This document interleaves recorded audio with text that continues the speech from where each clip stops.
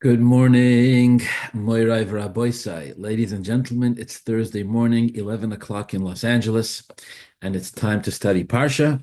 Or if you're watching a recording, thank you for watching the recording of this Shiur. I will say that Baruch Hashem, between YouTube and the podcast platforms, we're getting Baruch Hashem a minimum of 700 views per Parsha Shiur. So for the many hundreds of you who are watching the recording of this, may Hashem bless you. Thank you for being here and for participating in these Shiurim. This week is, of course, Parshas Vayeshev. And so in order to study about Parshas Vayeshev, we're going to start learning about something that, of course, seems like it has nothing at all to do with Parshas Vayeshev, because that's how we roll here in this Parsha Shiur. So bear with me. Sefer Yehoshua, Perek Zayin, tells a fascinating, not chas v'sholem story for the sake of a story, but at least on the surface, a mikra yotzim b'dei pshutai tells a fascinating story. Here it is. The first city that the Jewish people conquered under the leadership of Yehoshua, as they came into the land of Eretz Yisrael, was, of course, the city of Jericho. The city of Jericho was handed to the Jewish people in an absolutely miraculous fashion. I mean, the Torah tells the story in extensive, unbelievable, actually, amount of detail, how they walked around the walls and the koyanim and the oren elakim and for 7 days and the shofars and they blew the shofar and the walls collapsed and the Jewish people went in and they conquered. It was unbelievable, right? The Yeshua very famously composed the Tefillah Aleinu L'Shabeach to thank the Ribbono Shel Olam for this victory. We say it every day, 3 times a day at least. It's unbelievable. Okay, that part's very famous. The Jews were, so to speak, riding high, and everything was amazing. All right. Right after that, something else happens, and the Torah sort of sets it up. Again, I'll tell you the story, but it's not as famous, of course, because the famous stories are the more dramatic ones. But right after that, there's another story the Torah tells. Which has actually a very different story in nature, very different style. The second city that the Jewish people conquered, as they entered into Eretz Yisrael, as they conquered the cities under Yehoshua, the second city that the Jews conquered was a city named Ayin Yud, Ai. Now, initially, when the Jewish people wanted to take the city, so the Torah says that Yehoshua sent some men to go and check out the city of Ai to see what it would be like to conquer it, etc. They sent perhaps the equivalent of spies, right, as he had originally done for Jericho, etc. And the two people, the spies that Yehoshua sent, they come back to him and they tell him, listen, Al Yal Kolaom. They tell Yehoshua, listen, don't send the whole army of the Jewish people to the city of Ai to conquer it. 2,000 or 3,000 people is enough. He said they tell Yehoshua, don't bother the people against the city of Ai. It's a very small city. It's barely anything there. We can kind of squash him, pardon the expression. We can basically squash him like a bug. So the message to Yehoshua is, don't sweat this. Don't sweat the small stuff. 2,000, 3,000 people, send them in and we will be done with it. All right, Yehoshua doesn't want to take any chances. He sends 3,000 men. The maximum that his emissaries told him that would be necessary to conquer the city. He sends them to wage war against the city of Ai. Okay. Their efforts fail. They fail to conquer the city initially. Their war efforts end in disaster. The Jewish people, the army, or whatever it was, the efforts comprising of 3,000 Jews to conquer the city fail. 36 Jews, Rahman al-Islam, are killed. And the entire Jewish army is forced to flee from the city. So we go pretty much from the height of a miraculous victory over the city of Jericho. The Torah says Jericho Segeres and Musugeres. It was a fortified and powerful city, and the Jews took it just unbelievably, with drama and fanfare and bells and whistles and the ganze Meise. Whoa! We go from that to a very humiliating defeat against the city of Ai, which they were not expecting. They didn't even, they weren't expecting anything there. They were basically expecting just to walk through. 36 Jews, Rahman al-Islam, killed. and the Jewish army turned on its heels, forced to flee. That's what happened. Yehoshua himself has a horrible, horrible reaction to this. I want to read some of these Possukim to you inside to show you the extent of this. Yehoshua Perek Zayin Possuk Vav.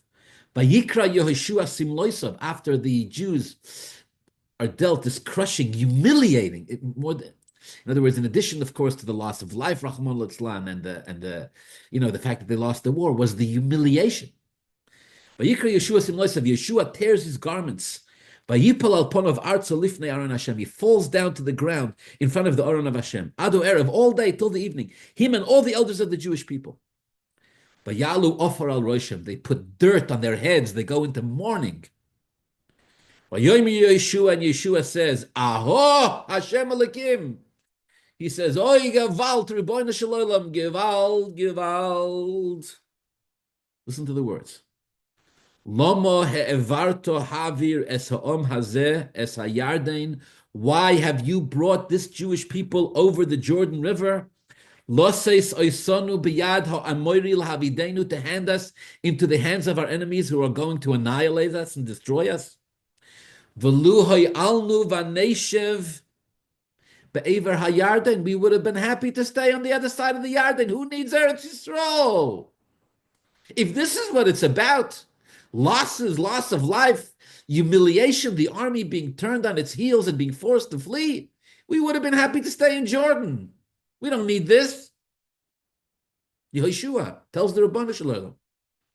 Bi Hashem, he says, please, Rabbanu Shalom, Mo'imar, what am I supposed to say?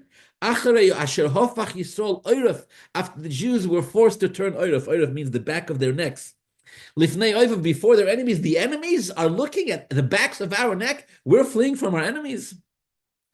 V'yishmu Knani, says Yeshua, wait till the Knani hears, and all the citizens of the land, v'nosabu aleinu, they will gather against us. V'hichrisu es shmeinu min ha'oretz, and they will annihilate us and our memory from the land. U'ma taseh l'shimcha godel, Ribono shel olam, says Yeshua, what are you going to do? What about your great name? What about Ribono shel olam? It's your reputation too that's on the line here. What is going on? Okay.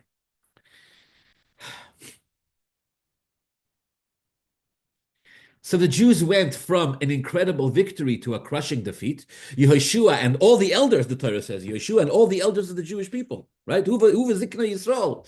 They go into full-on mourning. They lament the fact that they came into Eretz Yisrael in the first place. We would have been happy to live, remain where Reuven, Gad, and Chatzi Shevet Menashe are destined to remain, I believe. Be'ever HaYarden, Ribono shel olam, the Goyim are going to destroy us. Well, why did you bring us here into this land just to die? Wait till the Goyim hear about this. They're going to annihilate us forever. It does Ribono shel olam. Never mind us. We're destined to be annihilated. But what about you, Eibishter? What are you going to do? What about your reputation? Okay, this is what Yeshua says. Now, before I get into what the Ribono shel olam, what and how the Ribono shel olam says in response to Yeshua,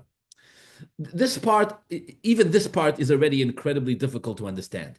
It's true Yehoshua is the leader, of course. It's true Yehoshua feels responsible, of course. He's responsible for the Jewish people. He takes this personally, as a leader should. The buck stops here, etc. But in the larger scale of things, it seems like a very minor setback.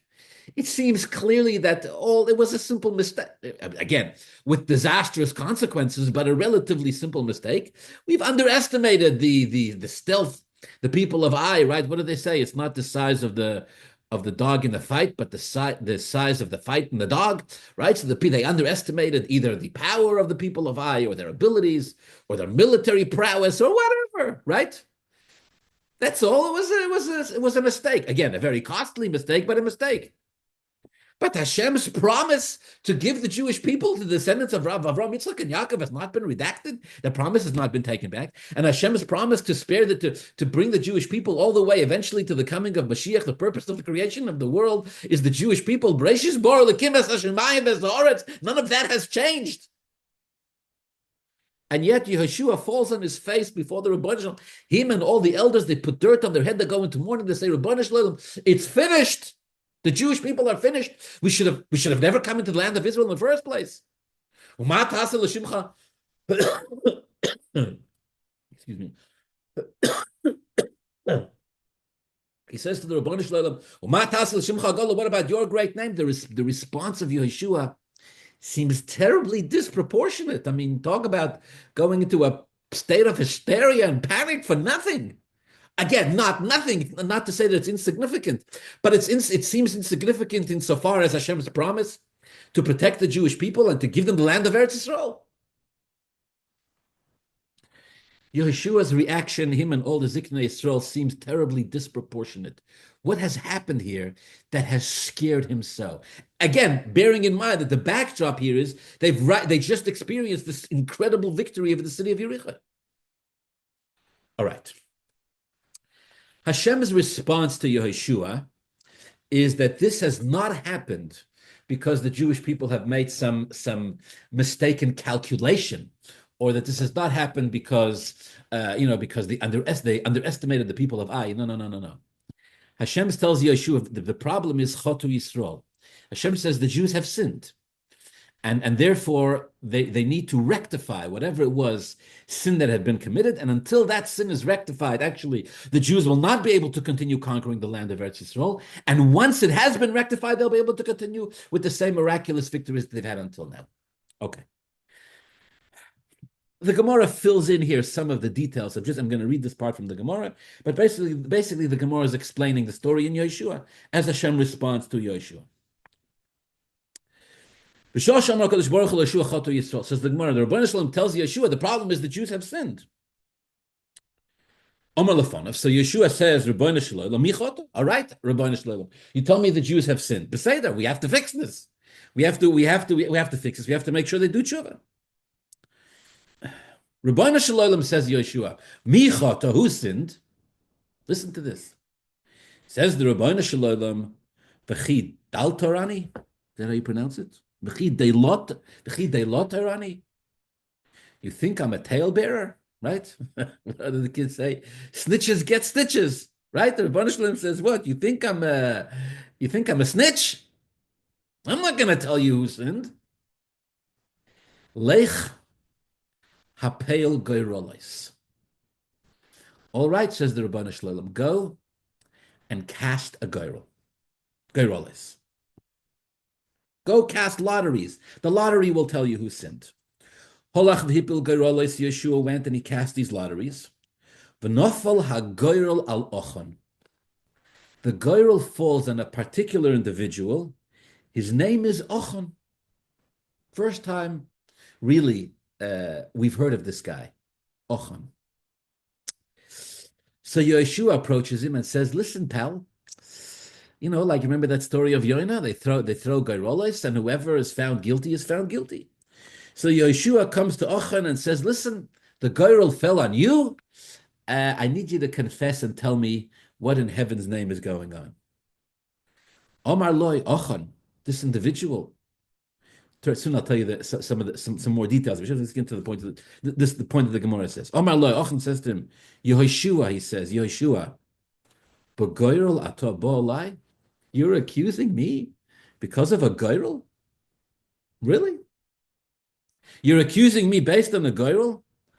Ato ve'elozar hakoyen shnei gdoilei hadoir atem.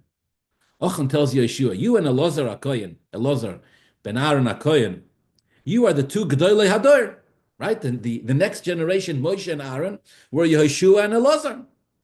Imani matil alechem goyrel, alechad mikemu neufel. If I made a goyrel on the two of you, it would fall out on one of you.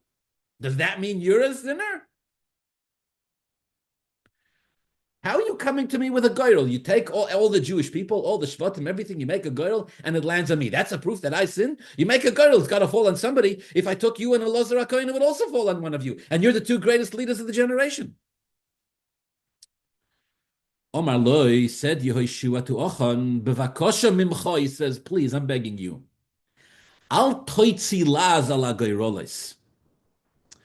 don't speak disparagingly about the lotteries. Don't cast shade on my girl. Don't be altoitzi las. Don't spread false rumors. Don't try to prosecute. Don't make issues with my girolis. Why not? Shasido Eretz Yisrael shetischalik b'girol. Because in the end, when we do finally conquer all of Eretz Yisrael, the Rebbeinu Shloim has already instructed us in Chumash Bamidbar that we are to divide Eretz Yisrael based on a girl. As the Possuk says, the Possuk says, Ach b'goyrol yecholek esoretz. The land should be divided through a girl. All right. So therefore, Yeshua says, I'm not accepting you're raising issue with my garoles. My garoles are going to be, this system of garoles is going to be used to divide Eretz Yisrael. I'm asking you, please don't make issue with the garoles. And then the Gemara goes on to say, Yehoshua convinced him to confess, and he confessed. Achan confessed. He confessed to a sin that he did. What was the sin? Again, I don't want to get into too many of the details here because it's quite a large discussion. But the bottom line is that Achan had taken spoils from the war that the Jewish people had fought in Jericho, and according to some opinions, and other wars that the Jewish people had fought as well in the days of Moshe Rabbeinu. He had taken some spoils when they were spoils of war, when they were specifically instructed by Hashem and Yehoshua not to take these spoils. He had hidden these materialistic spoils of war that he took. And basically, until this was rectified, Hashem was not prepared to allow the Jews to continue conquering Eretz Yisrael. All right. Achan confesses. He confesses what he's stolen. He confesses where he's hidden it. They go, they dig the stuff up. They find it exactly as he confessed. They take the stuff. They actually burn it because all of the possessions of the city of Jericho and everything inside it, in everything, and all of its possessions, its buildings, everything had to be entirely destroyed. La Hashem, they destroyed this as well. Achan himself actually does receive capital punishment for reasons I'm not going to get into right now, and the Jewish people continue on their glorious conquest of the land of Eretz Yisrael. Okay, for now, let's start with that. All right. If you have a Chumash in front of you, now that I'm 20 minutes into it, if you have a Chumash in front of you, open up to Parshas Vayeshev, Perek Lamed Ches, Possuk Chav Zayin. Okay. So the story here is that there is a woman, her name is Tamar, and she is pregnant. The father of the babies, she's pregnant with twins. The father of the babies is an individual named Yehuda, one of the 12 Shvatim. The exact shidduch process of how this union came about is also not for today's Dvar Torah. The Possuk Torah says very famously, they met at the crossroads. Yehuda didn't recognize her. She was actually originally her daughter-in-law. She was married to two of his sons. The two of his sons had died. It's a ganze Maisa. It's not for now. For now, what we need to know is that Yehuda and Tamar together have these two twin boys. Vayehi beis lidato, Perek Lamed Ches, Possuk Chav Zayin, Parshas Vayeshev. It was at the time of her birth. V'hinei te'oimim bevitna. In those days, they didn't have ultrasounds, right? So they couldn't tell before a woman gave birth. Maybe they could. I don't know if she was having twins or not. But definitely, the Possuk makes it sound like it was only at the time of birth. Vayehi beis lidato, v'hinei, oh, mazel tov, double mazel tov.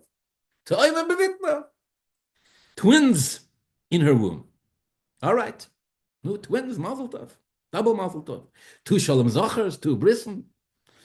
Vayehi belidito vayiten yot. The Torah goes out here, 1, 2, 3 psukim to tell us some of the specifics that happened while she was giving birth to these twin boys. Listen to this, my dear friends. Open your heads and your hearts. Unbelievable stuff. Vayehi belidito, says the Possuk, it was while she was giving birth. Vayiten yot. One child, one of the babies, stuck out his hand. Children are not necessarily usually born hands first, but in this case, one of the babies stuck out his hand. How far out did he stick his hand? I don't know. But enough vatika chamyaledes, the midwife, vatikshir al yodi shoni, takes a thread, a scarlet thread, and ties it around his hand. Lamor as an indication, Zeh Yotza Rishona, that this one came out first. Right? Again, this is a couple of thousand years ago. Medicine is pretty primitive. She wants to make sure we know which one comes first. Right? To this day, when twins are born, sometimes in the early days, you have to make some kind of siman, even, for the people closest to the baby to know which is which, etc. So the midwife is trying to be helpful. At least this is the simple understanding. She's trying to be helpful, that's all. She ties a scarlet ring around the hand of the baby who sticks his hand out first to say, quote, Leimer Ze Yotza Rishona. Possuk Choftes, Vayehi Kemeshiv Yodai. But then he pulled his hand back. Vihine Yotza Ochiv. And the other baby, his brother, came out. Vatoimer, and she said, the simple understanding is this refers to the midwife. She said, Ma poratzto alecha poretz? Whoa, she says, what got into you? What is it that you have breached for yourself? Broken through, in other words, broken through the chain of command. The other brother stuck out his hand already first. He's already got the scarlet thread around his hand saying he was born first, and voila, out comes the brother. Ma poratzto alecha poretz. Vayikra shmoi poretz. So they named him Peretz. Peretz means the one who broke forth. Because the other brother was on his way out first, and this guy pushed the line. All right. Then the other one came out, the brother, Ashal Yoda Yashoni, who still got this thread around his hand, right? As an indication that he was born first, but he's born second. Afterwards is born the second one who has this thread around his hand. Vayikra shmoi Zorach. And he's named Zorach. All right, why is it called Zorach? Zorach means to shine, because the thread has a bit of a shine to it. So they name him Zorach after this thread. Okay. A strange story. Very. The implications of this story at this stage, not clear. Peretz clearly emerges as the front runner, clearly will be the Bechoyer, right? This clearly will be the firstborn. Although initially it was believed that his brother would be born first. In fact, his brother's hand comes out first and gets the scarlet thread, but Lepoil, Peretz comes out first. All right. For now, let's focus here on two Rashis in this just like wildly enigmatic, I'm going to use the word strange. The Torah would get into sort of the birthing story in such detail. This one stuck out his hand and the other one came out first. Why do we have to know all this? And their names are given because of this. Again, on a simple level, that's the reason why the Torah tells us the story, to explain the significance of their names. Peretz is called Peretz because he broke forth, and Zorach is called Zorach because of the color of the thread. Beseder. Two Rashis I want to focus on today. Number one, on Possuk Chav Zayin, Vayhi Beis Likkutei, at the time of birth, V'hinei Te'oimim bevitna, there are twins in her stomach, there are twins in her womb. Says Rashi, V'hinei Te'oimim Mole. The word Te'oimim is written Mole, Te'oimim. Ulahalon, but when Rivka has twins, the word Toimim or Toimim is written Choser, is written without an aleph. Toimim and Toimim. They both have twins. Rivka has twins. Rivka had twins, Yaakov and Esav. Tamar had twins, Peretz and Zarach. But the word twins is written differently. By Tamar, it's written with an aleph. By Rivka, it's written without. That's in Rashi's language. By Tamar, it's written Mole. By Rivka, it's written Choser. Why? He gives a very short, clear, concise explanation. Because in Rivka's case, true, she bore two sons, but one was Esav. But here, by Peretz and Zorach, Shneim tzaddikim. They're both tzaddikim. So over there, it's true they were twins, but in a spiritual sense, they were lacking. So the word reflects the spiritual lack in that the aleph is missing. But over here, they're both tzaddikim. So the word to'imim is written with an aleph, lefisha shneim tzaddikim. Okay. Next Rashi. Rashi on Possuk Lamed. When the second boy is born, the Possuk says, V'acha yotza ochiv, afterwards the brother was born, asher al yodai hashoni, that has a scarlet thread on his hands. Says Rashi, asher al yodai hashoni. Arba yodois, listen to me very carefully. Here's where it starts to connect. Arba yodois ksuvais kan, says Rashi. The word yad, or yodois, appears 4 times in the story. First, vayiten yod, he sticks out his hand. Vatikshir al yodi, she ties something on his hand. Meishiv vayike meishiv yoda, he pulled back in his hand. And when he was born, the Torah says, Acha yotza ochiv asher al yoda yashani, 4 times. Keneged arbo chromim shemo al ochon shiyotza mimenu. Says Rashi, I'll tell you why. Because in the future, this individual called Zorach is going to have a great-grandson. And his great-grandson is going to be Achan. And Achan commits a sin. Achan takes the spoils of war 4 times when he wasn't allowed to. In 4 wars that he wasn't allowed to take, he took. According to this opinion that Rashi quotes, Achan taking the spoils of war in the Yeshua's battle against Jericho, that was the 4th time. He did it with Sichon, and he did it with Oig, and he did it with the Knani Melech Harod. He had done it 3 times before. Arba Yodes Ksuveskan. You know why it says it 4 times? Because of Zerach's great-grandson called Achan, who stole 4 times from war when he wasn't supposed to. In all 4 times, the Jews were commanded to destroy all the spoils of war and not take everything. Yeshoimrim, or another opinion, Keneged Arbo Dvorim Shalokach. He took 4 things from Jericho that he wasn't supposed to. What were they? Aderes Shinar, a Babylonian coat. Shtei Chatiches Kesef, 2 pieces of silver. Shalmasayim Shkolim, each one weighing 200 shekels. V'loshen Zov, and a bar of gold. He took 4 things.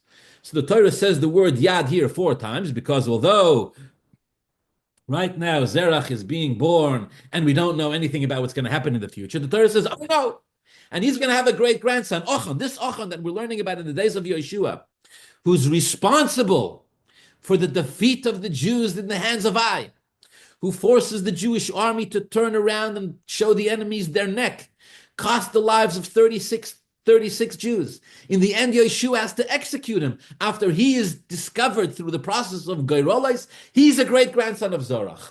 And because he stole 4 things, according to one opinion, or 4 times, according to the other opinion, Rashi says that's why the Torah uses the word Yad by Zorach 4 times. Okay. Now I'm going to ask the question that you're all thinking. And it's an obvious question. The 2 Rashis seem to contradict each other. What's going on here?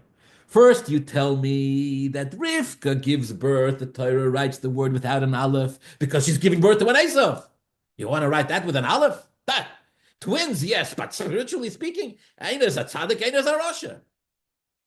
So it's written chosim, no aleph. Whereas here by Tamar, Peretz and Zorach quote, Shneim tzaddikim. Both are tzaddikim. Te'oimim vayihi be'eis lidato, v'hinei te'oimim bevitno. And then the next line, you tell me, oh, the Torah writes the word 4 times. The Torah writes the word Yad 4 times because this guy has a great-grandson with sticky hands. Yad. The commentaries say even more. The Torah sees this in the fact that Zorach sticks his hand out of the womb when he wasn't destined to be first. He wasn't destined to be first, and he's already sticking out his hand. Already there you see the beginning, the traits of sticking his hands where it doesn't belong. Right? Sometimes those of us who have little children, Baruch Hashem, sometimes the children will come to you and they have their fingers stuck in all sorts of different things. They need help, right? Tati, I got my finger stuck in a bottle. I got my finger stuck in a toy. I got my finger stuck in this and that. Right? It can be very scary for a child. The father has to help them get their fingers out. If it ever happens to one of my children, I share with them a memory. When I was a child, if I ever got my finger stuck in something and my father would help me get it out, my father had a Yiddish line. He would say, "Du kriegst, wo du belangst nicht." He would say, "You're sticking your fingers where they don't belong." Of course, you're getting stuck. In Yiddish, it's a very rich expression because it means basically like if you stay in your lane, you won't get into trouble, right? You would use the opportunity to teach wisdom. So it's like, the commentaries see here, not just this idea, not just in the number of times the Torah uses the word yad, but even in the fact that this boy, Zorach, is sticking out his hand when he's not destined to be first. Peretz is destined to be first. We already see it here at birth. But Rashi just said, and in the same breath, we're saying Shneim Tzadikim. So which one is it? Is it Shneim Tzadikim? And only later on things go bad? Or are we saying, no, the great-grandson Achan, again, who's responsible for defeat of the Jewish people, their first, think about this, the Jewish people's first defeat in the soil of Israel, the first time, not the last time, but the first time the Jews lost a life in an effort to materialize, to cash in on the Eibishter's promise to Avram, Yitzchak, and Yaakov, L'cho eten es ha'oretz hazois, the Gilgulei and the Eretz Yisrael. Achan is responsible for this. This is not a simple story. It can all be traced back to Zorach and the way he was born, sticking out his hand of his mother's womb, and the mialedes and the midwife tying the scarlet thread around his hand. Okay, let's move on. I want to give you two introductions. Introduction number one. This is a very famous Gemara, Masechta Yevamos, Daf Ayin Vav and Beis. We've learned this, I believe, at least a couple of times before, in Shul probably many times before. I want to go through it, mamash, just bekitza, just to stick to the point. This is a Gemara about the moment that David HaMelech goes out to war against Goliath himself, goes out to face Goliath. At this stage, all the Jewish people are terrified of Goliath. Nobody wants to face him, including Shaul HaMelech. Goliath has proposed that there be,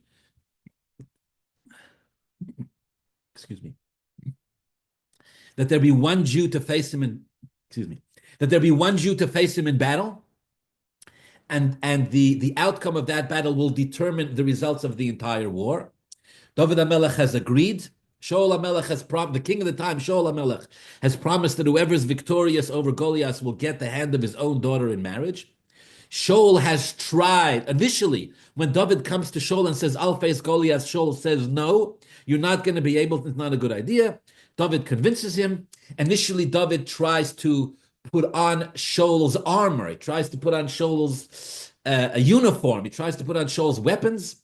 Although a miracle happened, and Shaul, who was much larger than him, his armor, his uniform fits David HaMelech. Eventually, David HaMelech rejects it, and he goes out with a slingshot and 5 stones, as you all know the story.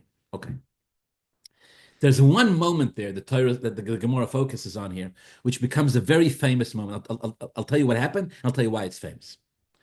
As David is going out, quote, Kir ois Shaul, as David yoitze likras aplishti, as the moment that Shaul watches David go out toward the Plishti, towards Goliath, Omar el Avner Saratzova, the Possuk says, Shaul turns to Avner. Avner was the head of Shaul HaMelech's staff.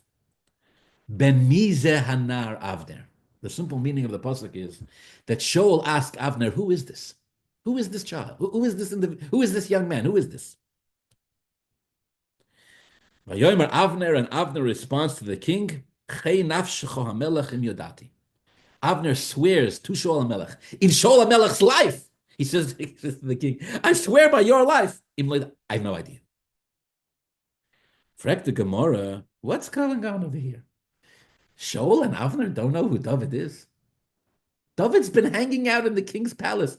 David's been the musician for the king. He was the one who was summoned every time Shaul was, so to speak, possessed by a ruach ra, by an evil spirit. Again, without getting into the details now, David was always the one who would come and play the harp for him, and the king would feel better. Everybody knew who David was. All of a sudden, nobody knows who he is.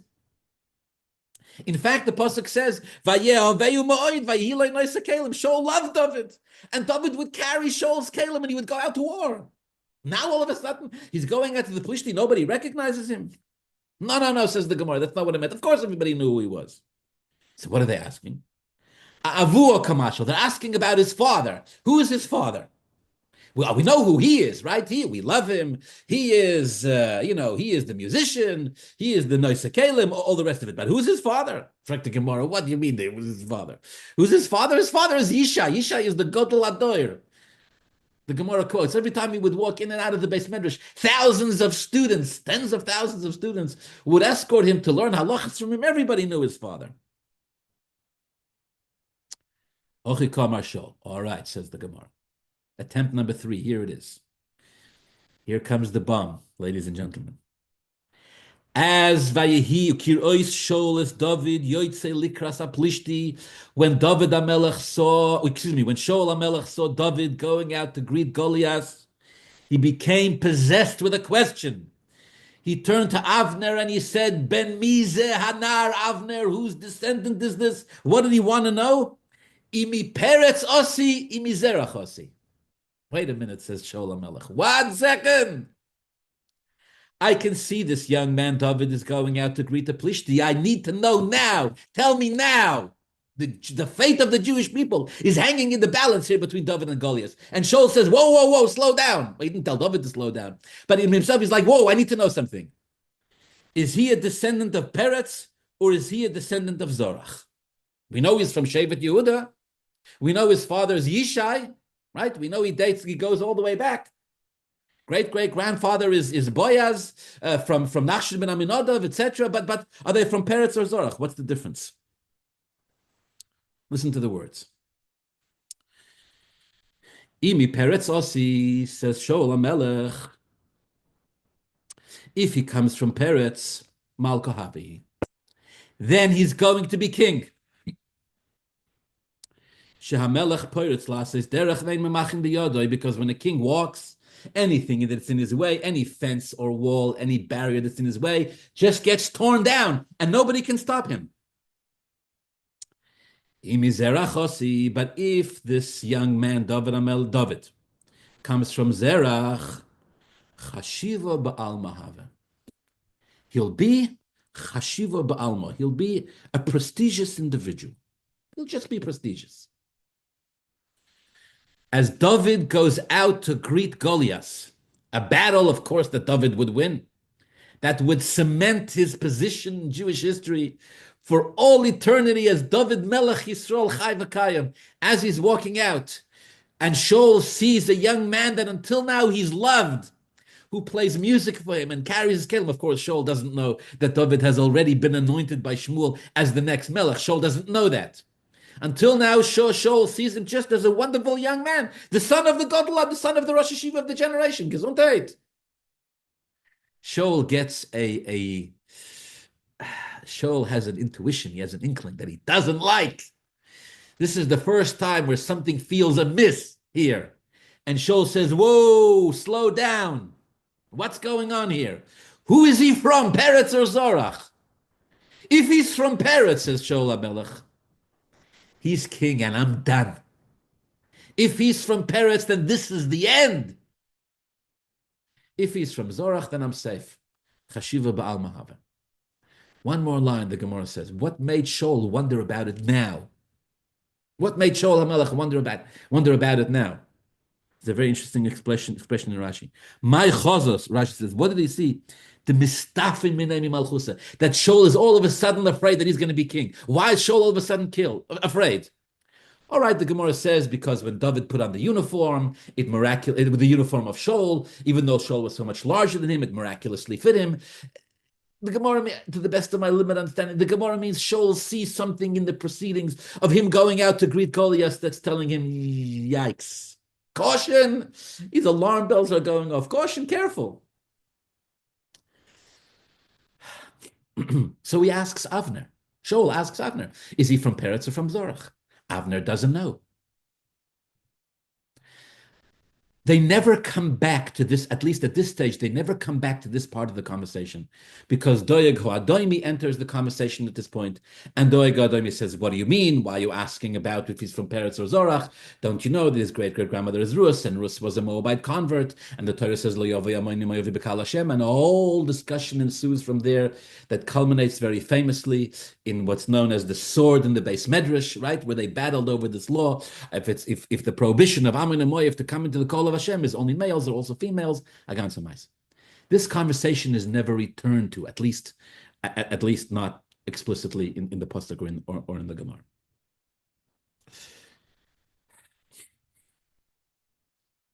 Introduction number 2. At the end of Megillas Rus, Boaz and Rus eventually they do get married. All the way at the end, mamash in the last couple of psukim.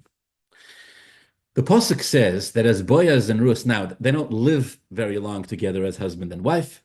According to the Yalkut Shimoni, they survived together as husband and wife exactly one night and part of a day. The next day, Boaz passed away. Boaz was already 90, Rus is 45. Enough time for Rus to conceive. Eventually, she has a son called Oved. Oved, of course, is the father of Yishai. Yishai, of course, is the father of David. Okay. But when they got married, the Torah says that people came around, as is customary by a Yiddish wedding. All right, the Chosn is 90 years old. More interesting things have happened to the Jewish people. And they give him a bracha. They give Boaz a bracha. One of the expressions that they use in the bracha, this is Megillas Rus, Perek Vav, Perek Dalet, Possuk Yud Beis. Mamash, all the last couple of psukim. They tell him, quote, V'yihi beischa kebeis Peretz, asher yolda Tamar liYehuda. May your house be like the house of Peretz. Peretz, that is, the child that Tamar bore to Yehuda. Min hazera asher yiten Hashem lecha min anaro hazos. This is the bracha that the elders, that the people, the Jews who've gathered at Boaz's wedding, Boaz is the Gadol Ador, Boaz is the Shofet of the Dor.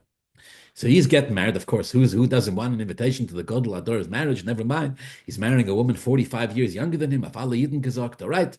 They give him a bracha, as is customary, right? They give him a bracha for children. But the bracha they give him is that his house should be kebeis Peretz, like the home of Peretz. Asher yolda Tamar liYehuda, that Tamar gives to, that the Peretz, that is the Asher yolda Tamar liYehuda, the Torah bore to Yehuda. Minazera asher yitlocha Hashem, from the seed that Hashem, the children that Hashem will give you. Minanaro hazois, from this child. All right, the commentaries have a field day with this Possuk. For now, I want to quote a Meam Loez that seems to deal with one question, one element here. The Meam Loez quotes a Medrash. The Medrash is intrigued. What do you mean, Vihi beischa kebeis Peretz? Your home should be like the home of Peretz. Boaz is a descendant of Peretz. He's a descendant of Peretz. Right? The Torah lists out his whole yichus. He came from Nachshon ben Yichud, came from Nachshon ben Aminadav, etc., all the way back to Peretz. So he was a descendant of Peretz. What do you mean, Vihi beischa kebeis Peretz? Your house should be like the house of Peretz. This is the house of Peretz. And the Meam Loez, it quotes a medrash. I'm actually going to read it for you in English. It's 3 lines. It's such a jarring, mouth-dropping, mouth-watering medrash. If you remember nothing else from this year, I hope you remember this. Listen to the words. When Tamar was giving birth, says the Meam Loez, I'm reading it straight out of the Meam Loez in English. When Tamar was giving birth, at first it seemed that Zerach would be firstborn and win the kingship of the house of David. If Zerach would have been born first, says the Meam Loez, says the Medrash, he would have been the ancestor of David. But his twin brother Peretz pushed ahead and came into the world first, thereby becoming the ancestor of royalty. This was no simple battle. This was no simple battle, says the Meam Loez, between Peretz and Zerach. If Zerach would have been born first, David HaMelech would come from him. Has to come from the Bechor. So when Peretz pushed him out of the way, and he came out first, and the Mialedis, the midwife, says, Ma poratzto lecho Peretz. It wasn't just that he was born first. By being born first, he becomes the ancestor of David, of Shlomo, and of Melech HaMashiach. So what do you want from him? What do you want in Rus? Similarly, open your hearts, says the Meam Loez, when Ruth was being redeemed, at first it appeared that the other Redeemer would establish the monarchy. Don't forget, there's an individual called Toiv. There's a closer relative than Boaz. Boaz is a cousin, Toiv is an uncle. By right, Toiv has first rights of refusal. In fact, Boaz went to Toiv and offered it to him first. And if Toiv would have said yes, he would be the ancestor of Mashiach. Again, if Toiv would have said yes, I'll marry Rus, Mashiach would come from him and not Boaz. At first, it appeared that the other Redeemer would establish the monarchy. So the elders blessed him, Vihi Beis Choke Beis Peretz, but it turned out that the privilege went to Boaz. It turns out that the privilege went to Boaz. Just as Zerach, it originally seemed that Zerach would be the ancestor of Mashiach. But then Peretz broke through. So it is with the case of Rus. It should have been Toiv. Toiv was offered first rights of refusal. Toiv would have married her, in fact, if he wasn't concerned about the fact that Rus was a Moabite woman. He said, what if in the future the halacha becomes that a female member of Moab is not accepted? Then my children will not be kosher. He said to Boaz, you marry her, you're too old to have children. That's what he said to him. He said to Boaz, you marry her, you're too old to have children anyways. So Boaz did. And by doing so, he becomes Zoicha to be the ancestor of Mashiach. Now, let me explain to you what I think is the deeper significance of what's going on here.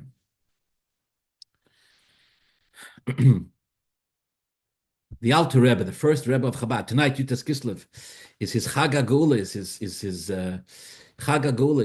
his day of celebration, day he was released from prison. He talks about the difference. He explains a Gemara, the difference between people who review their studies 100 times, and those who review their studies 101 times. He says in those days, everybody, it was the regilus, it was the habit. Everybody studied, they repeated their studies 100 times. You know why? Because the oral Torah wasn't written, it was committed to memory. So you had to memorize everything.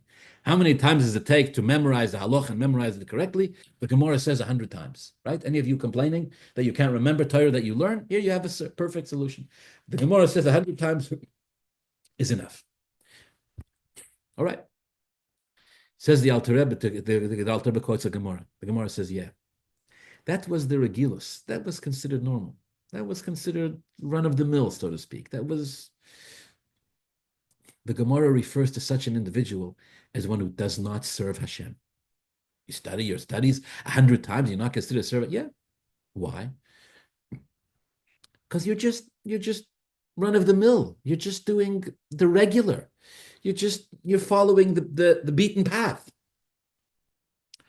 Who's considered Oved Elokim? Who's considered somebody who really serves Hashem and goes out of their way and somebody who reviews their studies? 101. 101. One more than the regilus, one more than the habit, one more than the norm. You've broken, so to speak, out of the parameters. You've shattered the spiritual glass ceiling. Now you're considered an Oved Elokim. I believe the depth of the difference between Peretz and Zorach is exactly in their names. Again, Rashi says, Shnehem tzadikim. Rashi says they're both tzadikim. In fact, Zorach means to shine. That means he's not just shining physically. He's shining in a spiritual sense too. No. If they're both tzadikim and they're both spiritually shining, then what's the difference between the two?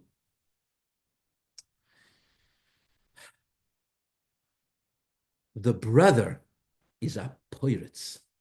Poiritz means he's the one who shatters limitations. Let me explain to you exactly what I'm trying to say. There are individuals who accomplish tremendous things. They're in life. They're wonderful people. They have God-given talents, God-given opportunities.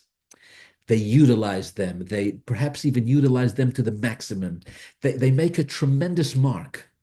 They perhaps we can even use the expression about them that they are tzaddikim. But they never go out of their own limitations. In the Hasidic language, we call this, they never break out of their own Mitzrayim.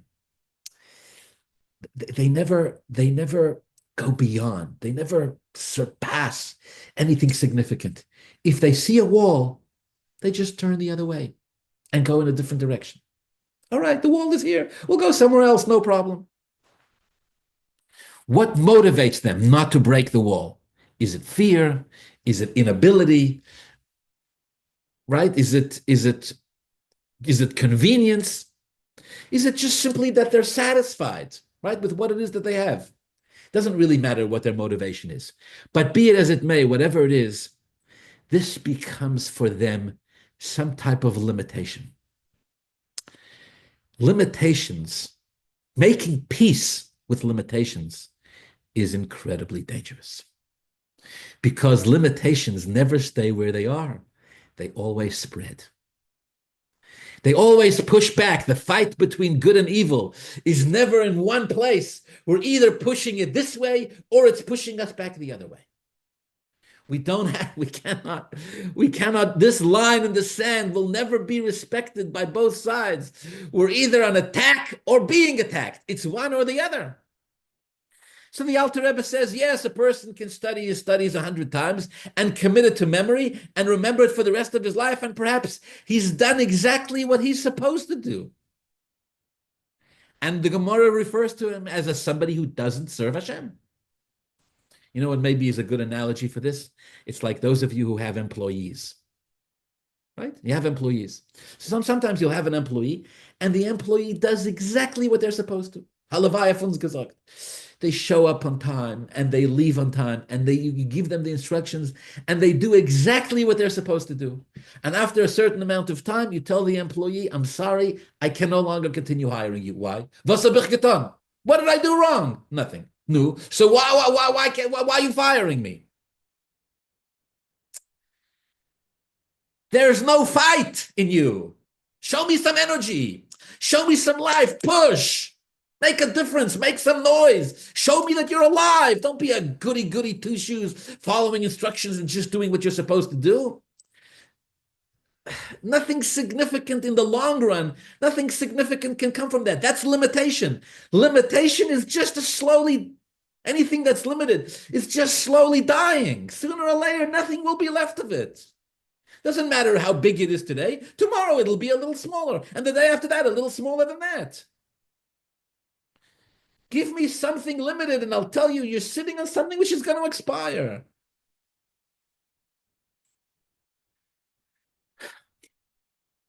Peretz represents maporatsto lechoporetz, seeing a limitation and, so to speak, committing yourself to tear down this wall. What? How are you going to tear down a wall? Your brother already stuck his hand out of our mother's womb, and he already got the thread tied around his hand. And Torah's emes says about him, Zeh yotza rishona. And Peretz says, no. Don't tell me Zeh yotza rishona. We'll break through. We'll break through, says the Rabban Shalom. Now you'll be the ancestor of Mashiach. Now you'll be the ancestor of the one who will come to the Jewish people and say, every obstacle that you face, we can tear down. Anything that comes our way, any Goliath, any Achashverosh, any Haman, any whatever the case may be, we will tear it to pieces. We have no fear. Nothing can hold us back. We have no limitations. No limitations. Now you're talking Mashiachdik. Now you're talking like the ancestor of David HaMelech. I would say it even more. In other words, on a deeper level, the pshat is we have to look at the limitations that way, that the limitations were put there in the first place just to be torn down. Right? Those people who have life too easy, if you have it too easy, so you don't know what it's like to tear down a wall. You don't know what it's like to blow through a limitation, to break out of something. If you never break out of your limitations, no matter how much space you have, then you don't know the meaning of growth, and you don't know the meaning of Jewish existence, and you don't understand the basics of what Mashiach, as brought to us by David HaMelech, is all about.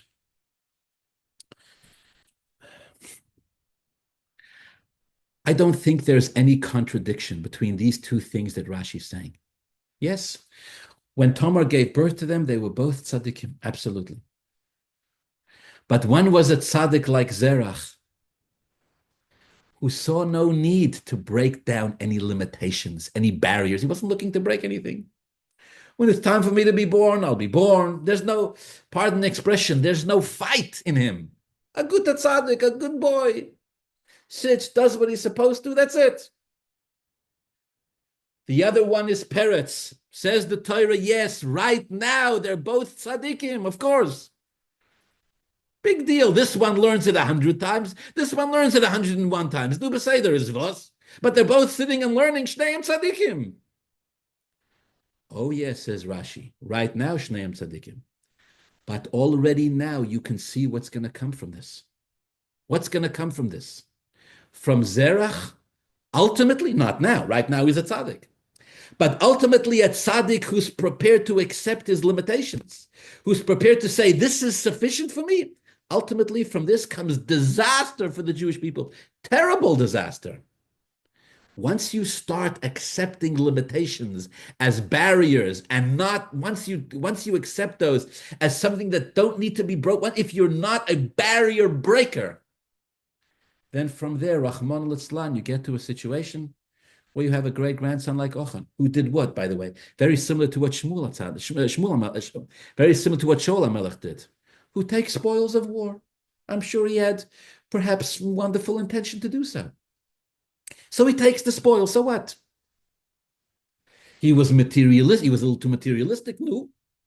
And maybe he even had wonderful intentions like Shaul HaMelech. Maybe he wanted to dedicate them to one day to the Beis HaMikdash, I don't know. He wanted to give it to tzedakah. It doesn't say what he was planning to do with it.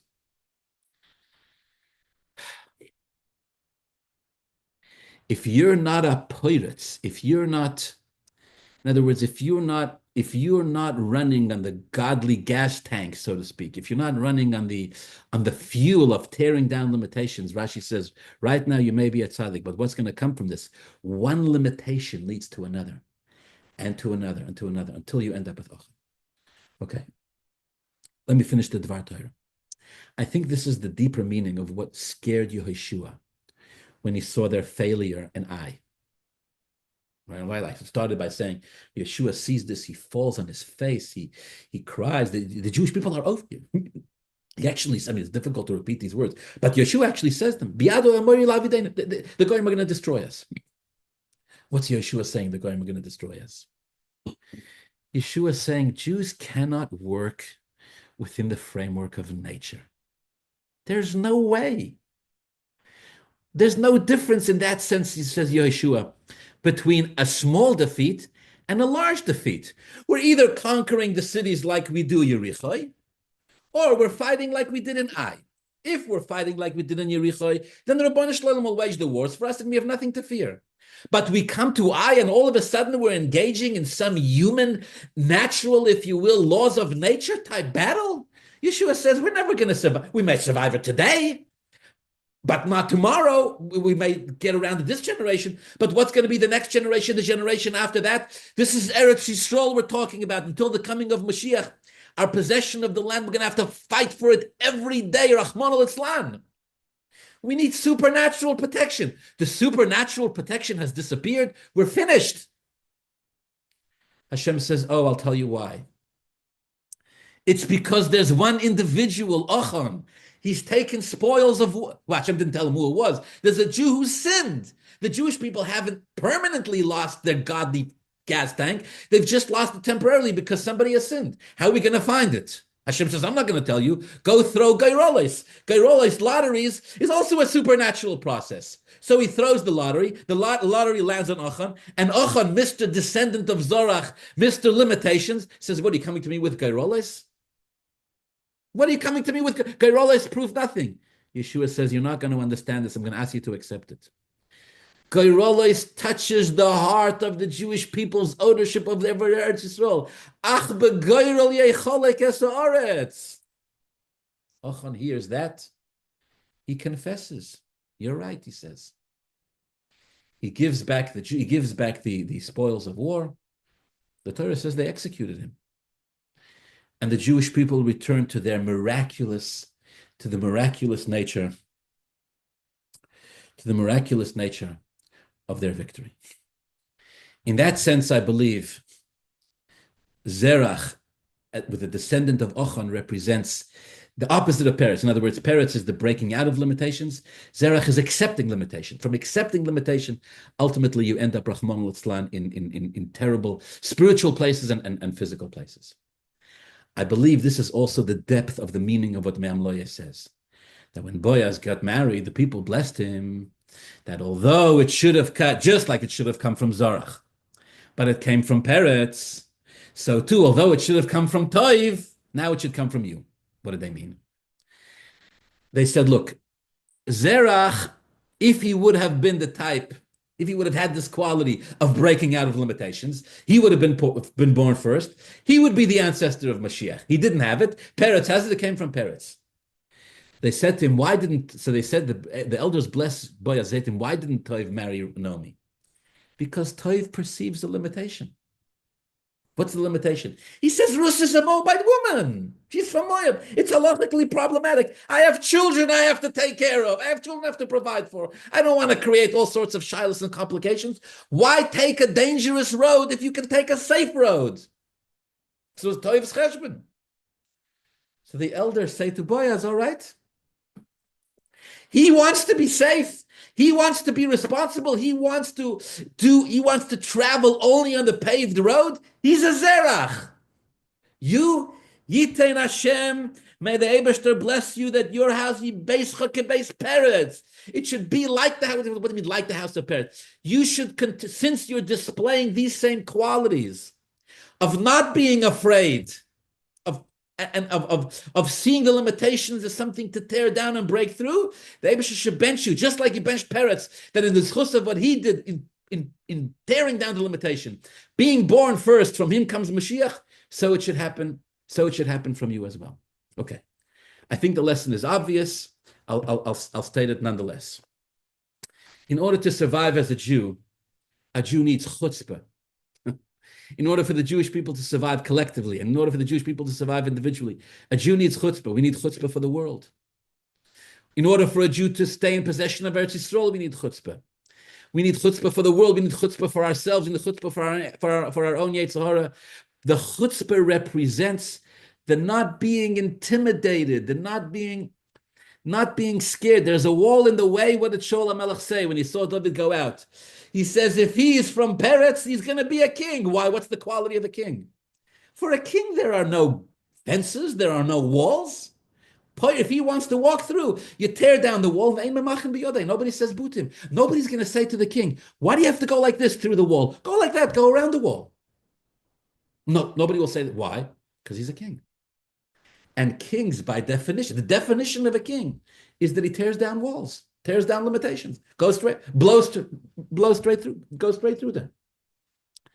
In the end, this becomes the quality of every surviving, not just every surviving, the quality of the survival and the thriving of the Yidden, who go through B'chol Doir V'Doir, as we are this year in Eretz Yisrael, all around the world, the anti-Semitism and the chutzpah and the fury of the world, who literally turn to the Jews and say, you guys, you Jewish people should not be in existence. According to the laws of nature, you should not be here. And we turn to them and we say, you're right. According to the laws of nature, we wouldn't be here. Why are we here? Ma poratzto lecha poretz, the world says. We don't understand. What kind of breakthrough is this? And we say, yes, call us Peretz. if we would have accepted limitations, perceived limitations, actual limitations, psychological, spiritual, physical, economic, political, military, any type of limit, historical, any type of limitation, we would have long been gone. The secret to our survival, ma paratzta olecha poretz. All right. And so in this sense, the Perek represents every single Jew. Okay. I'm gonna add one little tidbit here, just because it's so fascinating to me.